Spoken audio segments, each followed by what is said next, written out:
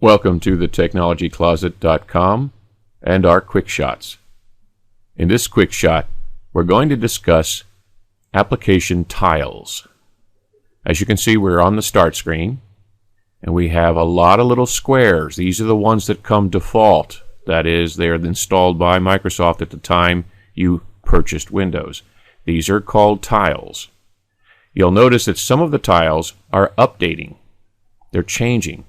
That's because they are, quote, live tiles. That means they're getting their information in real time off the internet, as long as you have an internet connection.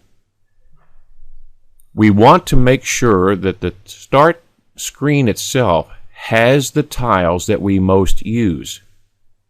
When we open Windows, if we are not a gaming person, perhaps we don't want to see the game tile. Here's how you remove the game tile from the start screen.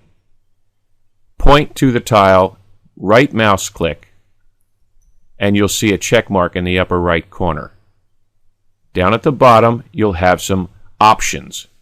You can turn off the live update. You can make it larger. You can uninstall it, or you can unpin it. Now, the difference between unpinning and uninstalling are pretty drastic.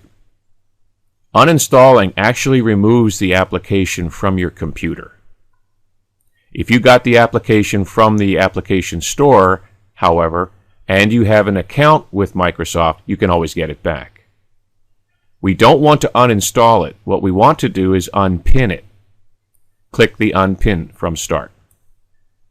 Now you'll notice that the tile has gone. But let's suppose we really want to get that tile back. I unpinned the wrong tile. Move your mouse down to anywhere on the start screen, right mouse click. From the bar at the bottom, select All Apps. Over on the left side, you'll see all of the existing apps that were installed at the time you all had Windows. And you'll notice that one of them is Games. Right mouse click on the Games icon. In this case, it's a small tile. You'll get the check mark, and you'll get the options to either uninstall it or to pin it to the start. We're going to select Pin to Start. Let's go back to the start screen by hitting the Windows key on your keyboard. There's our game. But wait a minute. I don't want it there. I want it back over in this area where it was originally.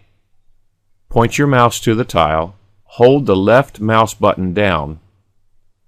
You'll notice that if you let it up, it's going to start the game. Well, we don't want to do that, and this is where you have to be very careful with your finesse with the mouse button. Hold the left mouse button down on the tile and drag it down to where you want it. If you don't want it there, put the left mouse button on top of the tile and drag it where you do want it, right where it was before. This is how you can maneuver and unpin and change some of the tiles. If you want to stop the background activity, of course, you do the same thing with any of them that are updating. In the case of the Bing map, right mouse click on it, get the check mark, and you can turn off the live feed. Bing will no longer update until you turn it back on. Right mouse click on Bing and turn live feed back on. But you'll notice that the Bing tile is wider than the other tiles. Can I change the size of that? Sure can. Right mouse click on, in this case, the Bing tile, and you have the option to make it smaller. Click on Smaller. Bing is still updating, but it is smaller. By doing this, you're trying to make all the applications that you want to use in your daily use of Windows on the start page. So we want to make them as small as possible, and we also want to make sure that we're not putting any on here that we really don't need. For example, I'm going to remove camera, video, and music. I think I'm even going to remove games. First, I'm going to hold the Shift key down on my keyboard, right mouse click on each of the tiles, that I want to unpin, in this case all 4, I can clear the selection. I can go back and select them again, and I can unpin. I can take one of my other applications, like the calendar, for example, and move it over to where the Bing tile is. Let me show you something about some of these applications, though. I'm going to move the calendar back to where it was. Now you'll notice that we have, on some of these tiles, again, that were installed by Microsoft, we can set up our mail client. That is, we can send and receive mail, but it has to be set up by us. We can receive instant messaging. We can check photos that we have taken, that we have downloaded off the internet and have stored in various folders for retrieval. We can also set a calendar.